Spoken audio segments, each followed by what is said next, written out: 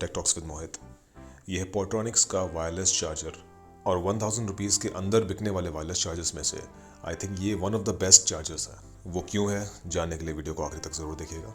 तो सबसे पहले बात ये उठती है कि हमको वायरलेस चार्जर की नीड क्यों है। ये बेसिकली एक कन्वीनियंस वाला फीचर है, क्योंकि जो चार्जिंग स्पीड्स आपको वायरलेस चार्जर से मिलती हैं वो ज़्यादा फास्ट नहीं है। मैक्सिमम 15 वॉट्स तक की सपोर्ट करते हैं कुछ चार्जर्स, और वो भी फ़ोन टू फ़ोन डिपेंड करता है कि वो 15 वॉट्स पे चार्ज होगा कि नहीं होगा।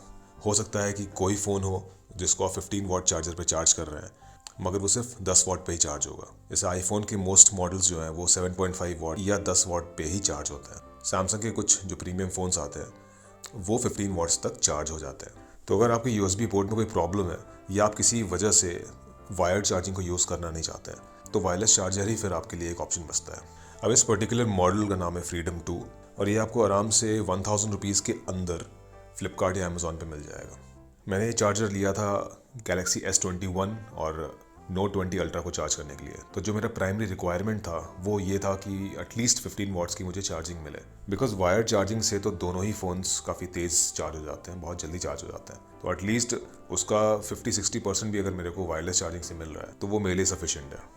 तो इस वायरलेस चार्जर को कुछ दिनों तक प्रॉपरली टेस्ट करने के बाद, हर चीज़ समझने के बाद, मैं सोचा कि मैं आपको इसके बारे में अपने थॉट्स बताता हूँ। तो सबसे पहले बात करते हैं इसकी बिल्ड क्वालिटी की। काफ़ी सॉलिड और रॉबस्ट है, मतलब फॉर द प्राइस मुझे इसकी बिल्ड क्वालिटी काफ़ी अच्छी लगी। एक दो बार तो मैंने इसको गलती से गिरा भी दिया वीडियो को शूट करते हुए, बट इसको कोई प्रॉब्लम नहीं हुई, कोई डैमेज नहीं हुआ और वो चार्जिंग भी अच्छे से कर रहा है। इसके साथ बॉक्स में आपको एक केबल प्रोवाइड होती है, मगर आपको इसमें चार्जिंग ब्रिक नहीं मिलेगी। तो इस चार्जर के लिए वैसे रिकमेंडेड है कि एटलीस्ट आप 25 वॉट का जो चार्जिंग ब्रिक आती है उसको यूज़ करें, तभी आपको मैक्सिमम 15 वॉट्स तक की चार्जिंग स्पीड मिलेगी। और अगेन जैसे मैंने पहले बताया था, इसमें डिपेंड करता है आपके फ़ोन मॉडल पे कि आपको कितनी चार्जिंग स्पीड मिलने वाली है। गैलेक्सी S21 और Note 20 अल्ट्रा, इन दोनों में ही मुझे 15 वॉट्स तक की मैक्सिमम चार्जिंग स्पीड मिलती है। वहीं कुछ आईफोन के मॉडल 7.5 वॉट्स और कुछ 10 वॉट्स तक ही चार्ज हो पाते हैं। तो लेने से पहले आप इस चीज़ का ध्यान ज़रूर रखें कि आपका फ़ोन का मॉडल कौन सा है और वो कितने वॉट तक की मैक्सिमम चार्जिंग स्पीड सपोर्ट करता है। इसमें ऊपर और नीचे दोनों तरफ रबर के इंसर्ट्स दे रखे हैं।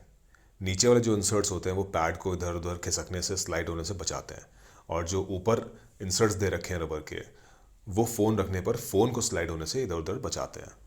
तो बेसिकली फ़ोन को जब आप चार्जिंग पैड पर रखते हैं तो आपके फ़ोन को इधर उधर गिरने का या फिसलने का रिस्क जो है वो काफ़ी ज़्यादा कम हो जाता है। तो ये चीज़ मुझे काफ़ी इसकी अच्छी लगी। एक छोटी सी LED दे रखी है बैक साइड में जहाँ पे केबल को हम लगाते हैं और वो ब्लिंक होती है जब फ़ोन चार्ज हो रहा होता है। तो इसके अलावा इसमें और ऐसा कोई फीचर और नहीं है, ये सिर्फ एक नॉर्मल चार्जर है जो कि वायरलेसली अपने फ़ोन को चार्ज करता है।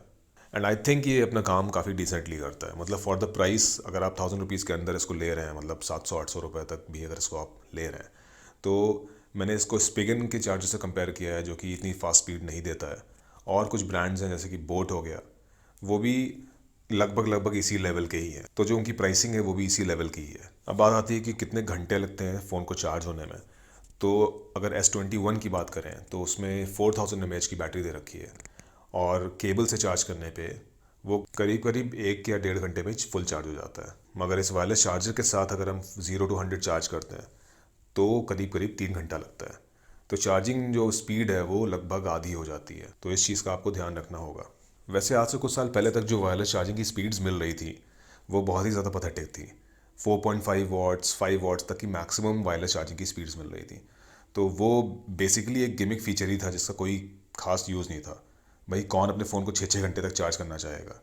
तो उस हिसाब से अगर देखा जाए तो अब 15 वॉट्स की अगर आपको वायरलेस चार्जिंग स्पीड मिल रही है तो वो काफ़ी डिसेंट है, और हो सकता है मे बी 2-3 सालों में ये 25 वॉट्स तक भी पहुंच जाए। तो ये प्रोडक्ट तो मैं हाईली रिकमेंड करता हूँ। अगर आप वायरलेस चार्जर लेना चाहते हैं तो आप ये पोर्ट्रॉनिक्स का फ्रीडम 2 वायरलेस चार्जर परचेज़ कर सकते हैं विदाउट एनी डाउट।